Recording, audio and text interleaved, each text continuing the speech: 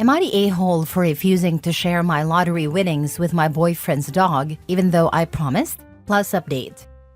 So I, 26 female, won a decent amount in the lottery, about $50,000.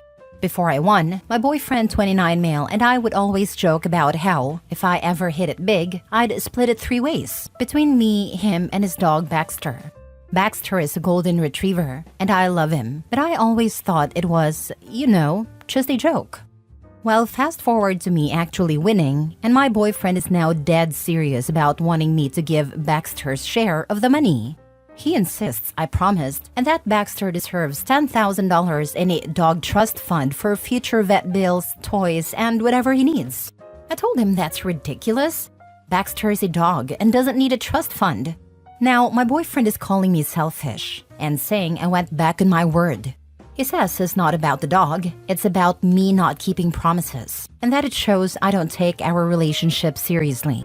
But seriously? Over a dog? Here's where it gets weird. I actually did buy Baxter a pretty fancy dog bed and some expensive treats with part of the winnings. But my boyfriend is saying that doesn't count, because it wasn't part of the official $10,000 I supposedly promised. He even brought up going to a lawyer to set up the dog trust fund to make it official. I feel like I'm in a twilight zone. Am I the a-hole for not giving a literal dog a chunk of my lottery winnings, even though I might have jokingly promised? Or is this whole thing just absurd? Now for the top comments before reading the update. Your mistake was telling your boyfriend that you'd won. Honestly, I thought sharing the good news would be a fun moment for us. But now it feels like I unleashed a whole can of worms. If I had kept it to myself, maybe I wouldn't be dealing with this wild situation. It makes me wonder if I can ever trust him with big news again. Have any of you ever had a weird experience like this one? Not the a-hole. How long have you been with this guy? This is so odd. It also just thinks of him being money-grabbing. Dave Ramsey always says money doesn't change people, it just highlights who they really are. And I think that's true. What will he be like in future? Huge red flag. We've been together for 2 years and honestly, I've never seen this side of him before. It's like the second I won, he flipped a switch, and now he's acting like I owe his dog this huge payout. I mean, it's not his money, so why is he acting like this is normal? And yeah, I can't help but wonder, if he's already this weird about Baxter, what happens if we start talking about our future finances? Do I need to set up a rainy day fund for his goldfish too? I would not give anything to this a-hole after that stupid manipulation he tried to pull to get more money from you. Girl, tell him and his dog to pound sand. I beg of you. Right? It's wild to me that he thinks this is normal behavior. I never expected to be in a relationship where I'd have to defend myself against a dog trust fund. Honestly, I'm so angry right now and seriously thinking about breaking up with him. I love Baxter, but I didn't sign up to be a doggy bank. Yeah, money can do funny things to people. Keep all the money to yourself and dump this a-hat. Not the a-hole. For sure, I'm so disgusted. Might break up. Thought about this a while ago, but I think I'm going to make it a reality tomorrow or maybe today. Sad, but gotta focus on the better things in life. You realize he just wants to take 2/3 of your lottery winnings, right? No chance that money is staying for the dog long term. Now for the update. So after thinking it over, I finally confronted my boyfriend about this whole absurd situation with the dog trust fund. I told him straight up that while I love Baxter, giving $10,000 to a dog is beyond ridiculous. And I can't believe it's turned into such a major issue in our relationship. His reaction? He doubled down. He kept going on about how it's not about the money, even though it's clearly all about the money, and that this is really about trust, and me not keeping promises. He even said that if I can't keep this promise, again about the dog, how can he trust me to keep my word on bigger things? At that point, I just couldn't take it anymore. I told him that this whole situation has raised huge red flags, and after 2 years together, I can't believe he's acting like this. I told him flat out that we're ending our relationship because his priorities seem completely out of whack. If he's this unreasonable over something so absurd, I can't imagine dealing with more serious issues down the road.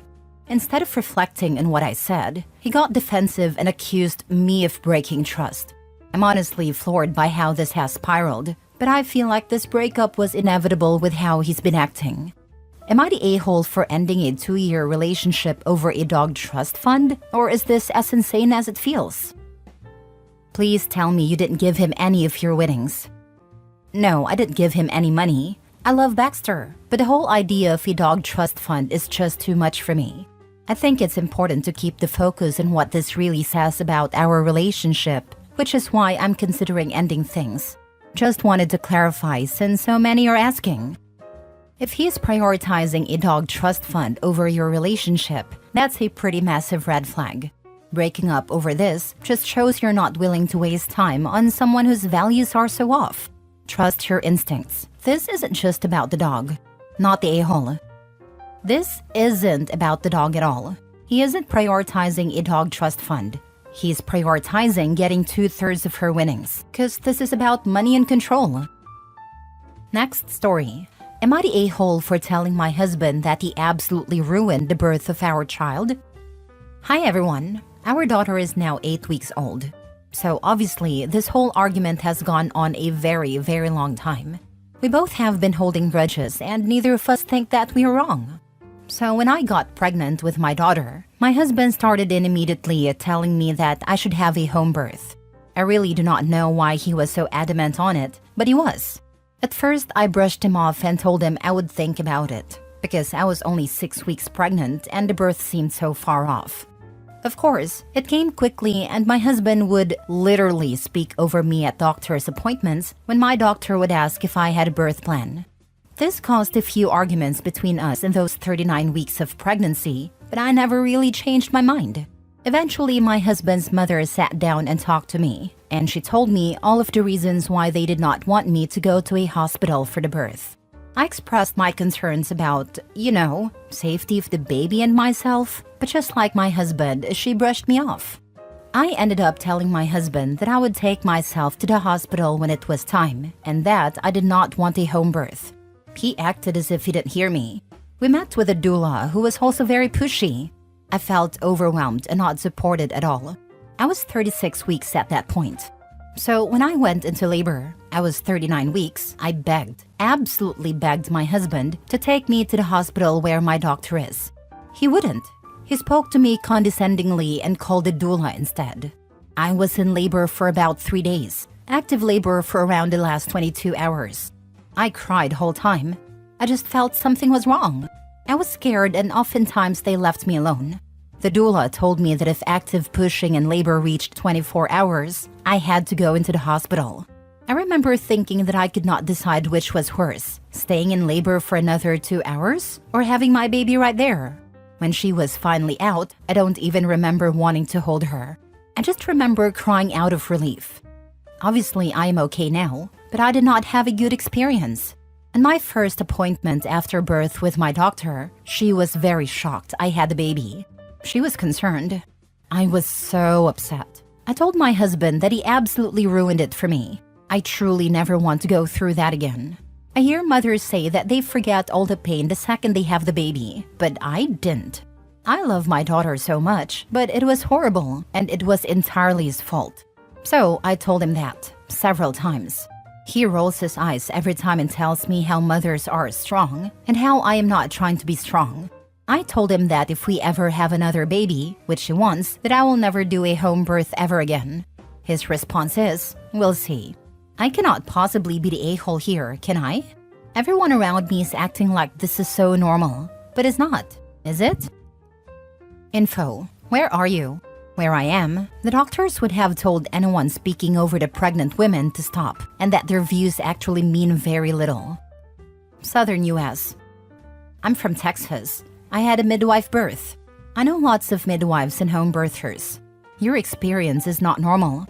A criminal act has been perpetrated against you. In my opinion, you and your child are still in mortal danger. This man and his family are a clear danger to you and your child. Call the police. Report everyone. Take the baby and leave. This right here, OP. This is outright abuse of you at a very vulnerable time for you. Not the a-hole, and do not have another child with this man. Please leave him now, before he raises your child this way and only his way. Your wishes will never be respected because this man and his mother do not respect you. Please, Hopi, put you and your daughter first. If this is true, take the baby and freaking run. Yep, not a good situation for her and the baby. Totally ignoring her wishes and what's best for her health. Also, this is just a start, especially when it comes to the baby. He and his family will think they know better than health professionals. Next story. Am I the a-hole for kicking my sister out after she stole my engagement ring? So I, 28 female, recently got engaged, and my fiance proposed with a family heirloom ring that means the world to me. My sister, 25 female, has always been a bit of a troublemaker, and she has a history of borrowing, stealing, my stuff without asking. I've confronted her about it before, but she always brushes it off. A few days ago, I noticed my ring was missing. I searched everywhere and eventually confronted my sister. She admitted she took it to try it on and lost track of it. I was furious because it's not just any ring, it's a piece of a family history. After a few hours of searching, she finally found it in her purse, but she'd scratched it pretty badly and didn't think it was a big deal. I was so upset that I told her she needed to leave my house and find somewhere else to stay for a while. My parents are now saying I overreacted and that I should forgive her since she's family. I feel justified in my anger, but I'm starting to wonder if I took it too far. Am I the a-hole for kicking her out? Now for the comments. Tell your parents that because she is family, you will not be reporting her for attempted theft, and they can provide her with a place to stay. They know she has a history of stealing. Protect yourself by keeping you out of your home. You deserve a space where you can feel secured and respected. Standing firm on your boundaries is crucial, especially with family. Agreed. It is apparent that you value that ring, and even if you didn't, she shouldn't be taking anything from you or borrowing it. Not a-hole. LMAO, stealing an engagement ring from you sounds like a super good reason not to let her stay with you. In my opinion, your parents are weird for not treating that like a big deal. I would probably cut my sibling off for a while if they took something of value like that from me. Not to mention, if you'd lost that forever, it would have marred that engagement memory for all time. Like you would think about where that ring went for the rest of your life. That's unhinged that your blood is okay with putting you through that. Not a-hole. The parents' reaction explains why somebody in their 20s thinks it is okay to take other people's belongings. For real, hard to grasp the gravity of your actions when the first and foremost authority figures in your life are excusing your screw-ups. Who knows with this chick, but I feel sorry for anyone in this situation. It's not always easy to be a good person, especially when you see an easy way out by putting yourself first. Having little or no help navigating how to deal with those demons and how to value the people around you is a rough draw of the cards. Last story. Am I the a-hole for refusing to pay for my son's wedding after discovering he's excluding his stepbrother from the guest list?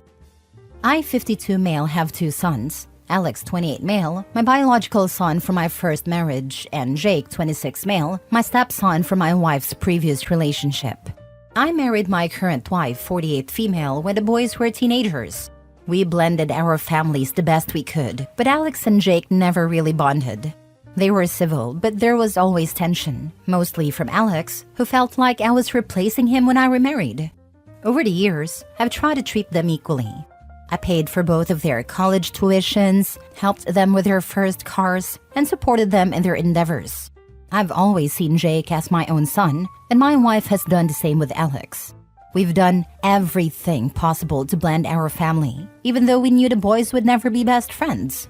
Fast forward to now, Alex is engaged and planning a big wedding. He asked me months ago if I could contribute financially, and I happily agreed, setting aside a significant amount of money to cover most of the costs. We've been having regular planning meetings, and everything seemed to be going smoothly until last week when I noticed Jake's name was missing from the guest list. When I asked Alex about it, he shrugged and said, "I just don't want him there." I was shocked and asked for an explanation, but Alex wouldn't give me one. He simply said it was his wedding, and he didn't feel obligated to invite anyone he didn't want there. I told Alex that Jake is part of the family and that not inviting him would create unnecessary drama. Alex was adamant, saying they were never close and he didn't want to fake it on his big day. He said he'd rather have a smaller, more intimate event without any awkwardness, and I could either accept it or not. I told Alex that I wasn't comfortable funding a wedding where one of my sons was deliberately excluded without any clear reason. He got defensive and said it wasn't fair for me to hold the money over his head as a form of control. He accused me of never putting him first and always favoring Jake, which I found completely unfair, considering everything I've done for him. My wife is devastated. She feels like this is Alex's way of punishing us for marrying and blending our families. Jake, on the other hand, is trying to stay out of it, but I can tell he's hurt. He's acting like it doesn't bother him, but I know it does. He's never caused any problems and has always been respectful of Alex's space. Alex's fiancé called me and tried to mediate, saying that weddings are stressful and that Alex is just feeling overwhelmed. She begged me not to pull the funding, as they've already booked venues and vendors with the expectation of my support. She said she understood how I felt, but also reminded me that this was Alex's day, not a family reunion. Now Alex is barely speaking to me, and my extended family is split. Some think I'm justified for standing up for Jake, while others think I'm overstepping and should just let Alex have this day the way he wants it. I'm torn. I don't want to damage my relationship with Alex, but I also feel like this is a slap in the face to Jake and our entire family. Am I the a-hole for refusing to pay for the wedding if Alex insists on excluding his stepbrother? Is your wife being excluded as well? As important as this is sadly a relationship-ending decision by OP. This will be even worse if he pays for Jake's wedding. I think he shouldn't pay for either wedding, to be honest.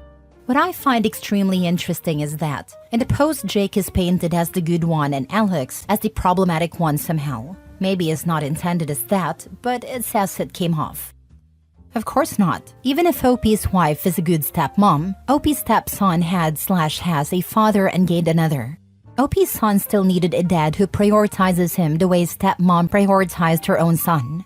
I'm divorced and remarried, and too often us parents forget our kids go through stress in a divorce. Only they have no say over how it's all handled. They don't fall in love with a new spouse and get excited about growing a family. They're just expected to be excited and go along with it. It sounds like there may be a history of OP not recognizing and respecting his son had feelings that differed from his own. So his son wants one day where it's about him. Sounds like stepmom was invited, just not stepbro. So perhaps stepbro was responsible for more of the not getting along than OP knows or wants to admit. Instead of asking or understanding that he gave an ultimatum, I wonder if stepbrother would invite OP's son, and if his wife would be okay with pulling contributions to her own son's wedding. Another thought, I'm wondering what Alex got out of his blended family. Jake got his college education paid for, his mother didn't bother apparently, and Alex got blamed for feeling pushed out. I was wondering the same. Alex had to share everything as a teenager onwards. What did he get in return? Jake, however, got a heck of a lot from OP. Especially as they met as teens, he didn't raise Jake from a baby. And no talk of Jake's father. Did OP overcompensate, which is why Alex always felt second best? Possibly.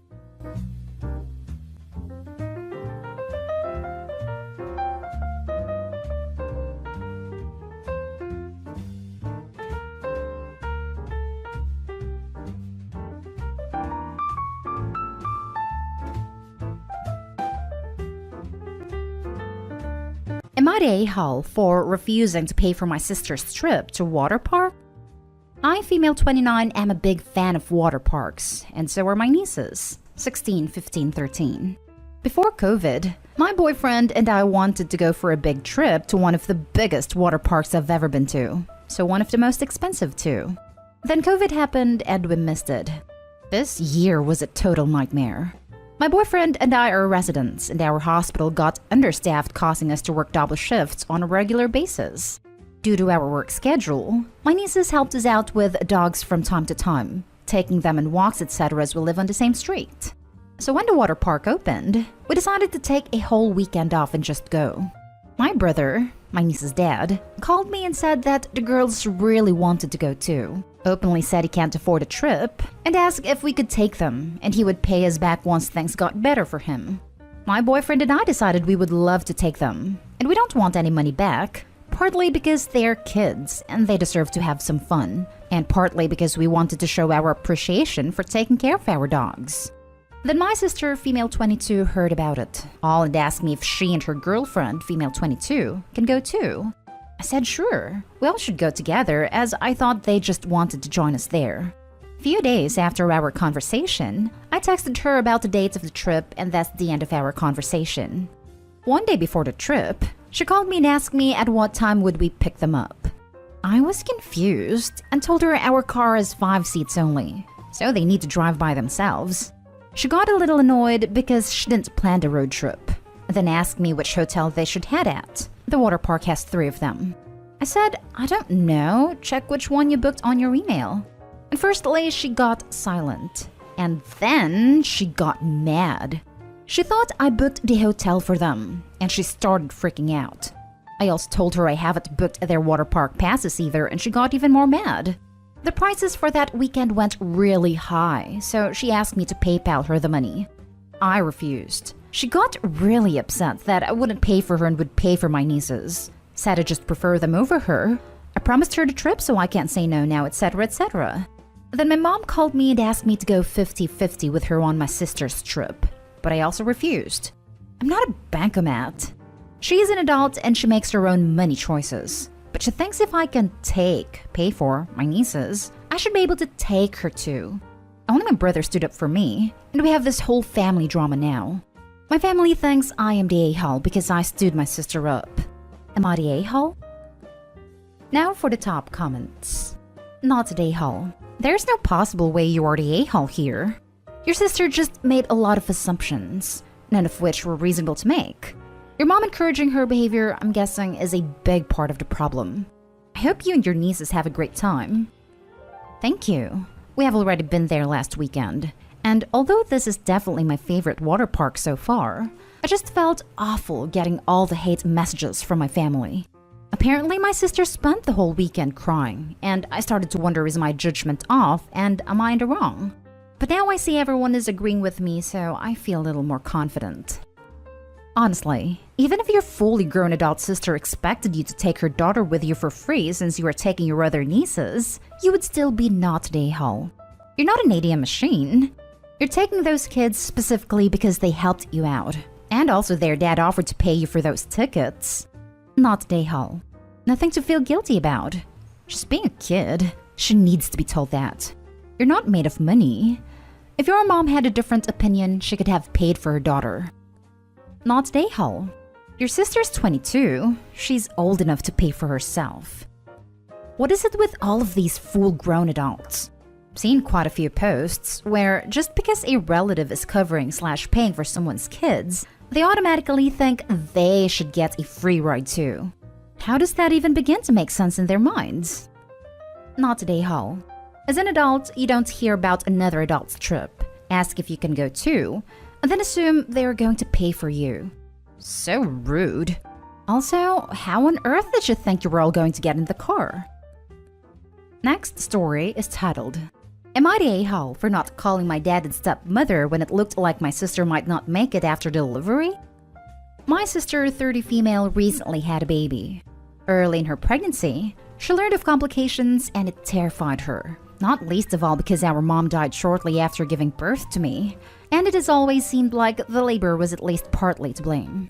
When she started to deteriorate, she talked to me and her husband and said she didn't want our stepmother there when she gave birth or while she was recovering, and asked I not tell them when she went into labor. Her reason was she didn't want to be reminded of what could happen if she died, that her son's stepmother could be like ours was.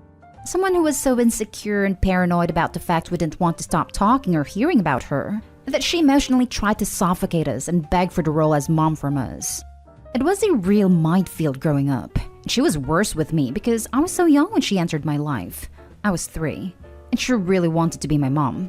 But the way she reacted to stuff is why I never saw her in that light.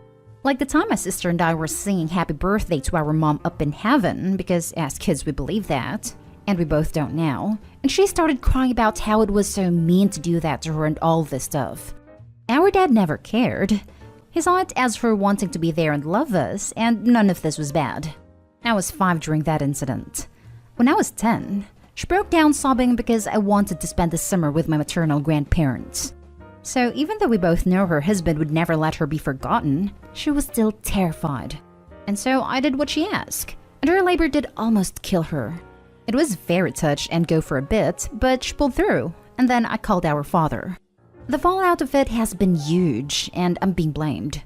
My dad told me I should have defied her wishes so they could say goodbye to their daughter if anything had happened. And even with my sister saying it was her wishes, he called me an a-hole and told me I had hurt my mother. I told him my mother wasn't alive to be hurt, which started another fight. But even some extended family have been saying I should have discarded my sister's wishes. So I've got to ask, am I the a-hole? This one is easy. Not the a-hole. You cannot reveal someone's private medical information without their permission, with very few exceptions. The only exception I could think of is that they are putting others in danger without their knowledge. Like if they have an infectious disease but aren't telling the people who are being exposed to the disease. Since that isn't the case here, you have no right to reveal her private medical information to anyone. You did the right thing. Also, the only ethical choice. Edited to add, to clarify, I'm not trying to claim it would be illegal, because I'm not a lawyer. I meant in the ethical sense that you generally should not reveal a person's private medical information to anyone without their permission. In a legal sense, this really only applies to doctors and other medical personnel. Or if you tell your boss, then they can't go and spread it around. There are no real ramifications for family telling family or others. In a moral sense, it's a prick move. Agree that Opie is not the a-hole. Not the a-hole. Your sister made her wishes clear, and you abided by them. That information wasn't yours to share. You acted completely appropriately. And if your dad doesn't understand why your sister didn't want the stepmom in the delivery room, someone should explain it to him. You're a good sibling.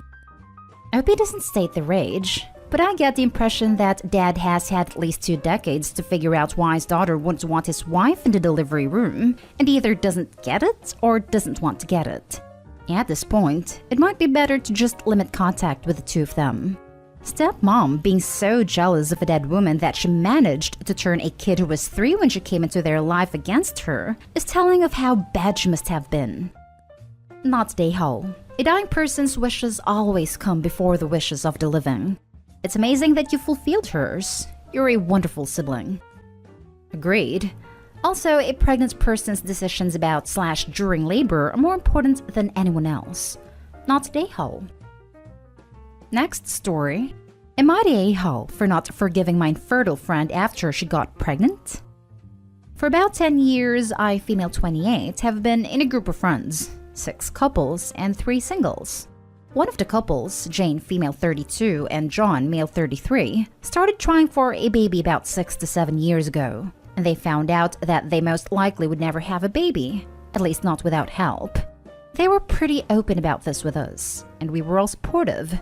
Neither of the rest of us were trying at that time, but they asked that whenever someone got pregnant, we would let them know in private and respect that they might need some space. Until 4 years ago, it was all fine between us all.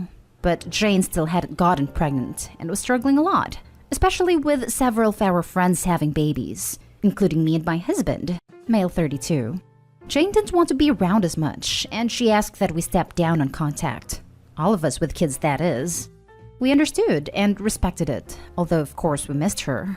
But after a while, she started talking bad about us to our friends without kids, and posting things on Facebook and Instagram, basically ranting about how awful we all were, and that we were having kids to rub it in her face that she couldn't get pregnant. After about a year of this, I blocked her and everything. Dad didn't hear from her until a few days ago. She's 7 months pregnant and she wants to make up and put the past behind us. But I don't want to. I'm still hurt by the things she said about me and my kids and our friends. I understand she was hurting and struggling a lot with her friends having babies when she wanted to so bad, and I do forgive her. But I just don't want to let her back in my life. Most of our friends feel the same way. But our single friends and one couple who were child-free thinks we're too hard on Jane, and that we should forgive her. Basically, they're saying that since we all have kids, we should be more understanding, because we more than them know how much Jane and John wanted kids and a family, and we understand their needs since we have it too. But Jane was really horrible and said awful hurtful things, even though we did what we could to be respectful and supportive, and did all they ask of us. I just can't bring myself to be close with her again. Am I the a-hole? Not the a-hole. I am happy for you and understand where your anger came from for all these years, but the things you said and did were public and extremely hurtful. I forgive you, but I am not ready to reestablish a friendship right now. I will contact you if I'm ready to talk. Yep, this right here. We also suffered from 5 years of infertility. It was hell. Seeing her being around kids was emotional torture. Know what we didn't do? Blame our friends and people with kids for it and take it out on them. She's the a-hole, and that behavior is inexcusable. Not the a-hole. She doesn't get to use her fertility issues as a get-out-of-jail-free card for horrible behavior. Yeah, life is hard and crappy. Not an excuse. I personally had a horrible childhood and had certain experiences that caused long-lasting trauma. I've never been a vile human to people I called my friends because of my inability to get therapy and take responsibility for myself. I have been out of control at times, but I made sure the only person I could affect in those times was myself. I'm obviously not going to say exactly what happened or the situation I was in, but it makes infertility look like a walk in the park. She's a childish person and a bad friend. Not the a-hole. It's one thing for her to distance herself from her friends with kids, although I still think she should have gotten therapy for that. But to badmouth, you crossed the line. Not the a-hole. As a woman who can't have kids, I understand the pain of watching everyone around you enjoy something you desperately want but can't have. As a person of integrity, I don't allow those feelings to punish those around me, and I work hard not to suck the natural joy out of procreation situations. Your friend has behaved in a way that shows her poor character. Now for the last story. Am I the a-hole for refusing to let my sister-in-law around my kids? So, my brother and sister-in-law are child-free by choice. I have 2-year-old twins with my wife that I gave birth to after having suffered 2 miscarriages previously. Aside from Lucy not being that enthusiastic about them, everything seemed fine. But then recently, a friend of mine joined a few private child-free groups on Facebook. One turned out to be one of the more toxic child-free groups, similar to main child-free sub on here to give you an idea, and she saw that Lucy had been posting about me and my kids. Posts dating back to when I was pregnant with my twins, saying that it was so sad to see me putting myself through this again after the miscarriages, and basically implying I was pitiable and stupid for wanting this and whatever. Implied that this was especially so because I'm obviously married to a woman, so couldn't get pregnant naturally. And then complaining that I thought the world revolved around me for being pregnant. At the time I was on bed rest during my high-risk pregnancy. And that I shouldn't complain because I chose this. And then complaining about kids, and how whenever she sees my family, everything revolves around them. And calling my kids brats and ranting about them being badly behaved and dirty, etc, etc. Now, I would say I'm pretty strict with my kids. I know I'm still somewhat biased as their mother, but I really don't think my kids are that badly behaved for their age. I mean, they're 2 for Pete's sake. They're going to be irrational. They're going to have tantrums and get upset over tiny things. They're going to sneeze and drool and drop crumbs and make a mess sometimes. It is fine for her to not want to be around that, but that doesn't mean she gets to call me and my wife and kids every name under the book. Readers, crotch goblin, all the typical ones. Anyway, my friend sent me screenshots of these posts and I was pretty pissed. I went on our family group chat, just me, my wife, my parents, Alex and Lucy, and my younger sister on there, and posted the screenshots and said that someone has brought these to my attention, and Lucy doesn't have to love my kids. But I won't tolerate anyone talking about them like that, and I will not feel comfortable having her around them for a while. Alex got Lucy to send me an apology. But while I acknowledge it, I don't think her feelings have changed, and I still don't want her around them and will not let Alex see them if she's present.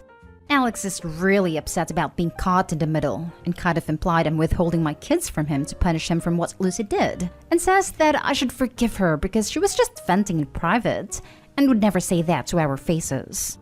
In my opinion, that's not the point. It's not about forgiving her. I just don't want someone around my kids that would say that stuff about them. Am I the a-hole? Edited to add, some people are questioning why I sent screenshots in family group. It was because usually when Alex and Lucy come to town, they stay with my parents, and I wanted to make it clear to everyone that I wouldn't be bringing my kids into any situation where Lucy was there, at least for the foreseeable future. Not the a-hole. She wasn't venting in private. She was making vile comments about you, your pregnancy, and your children on social media. You are under no obligation to have her near you, your children, or your property unless you wish it. No one is putting anyone in the middle. She acted horribly and is now facing the consequences of her actions. Your brother can still see them. She wasn't venting in private. The amount of people who mix social media up is mad. It's a public forum. Whether you're letting off steam or being hand on Bible truthful, you're putting it out into the world. Not the a-hole. Lucy said horrible things about you and your children. Many things. I could get past a comment or two, but she's been actively posting hateful things about you/your family for years. If Alex wants to see your kids, he can see them solo.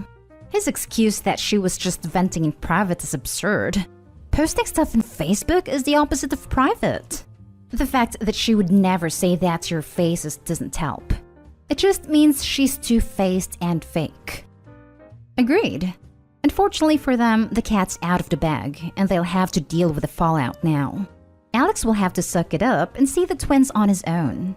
And if he keeps complaining, remind him that this will keep Lucy happy because she won't have to see the kids and have a reason to complain about them or your choice to have them.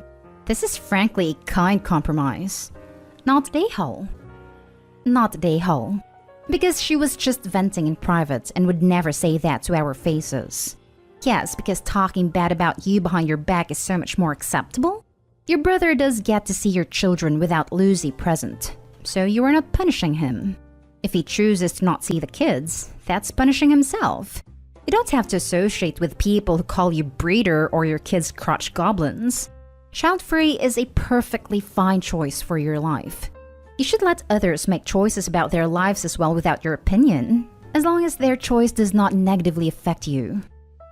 Seriously, everyone's saying everyone sucks here she's allowed to vent in private, or glossing over the fact that she crap-talked Opie behind her back. If anything, she's doing her sister-in-law a favor. She doesn't like Opie's kids, so now she doesn't have to put up with them.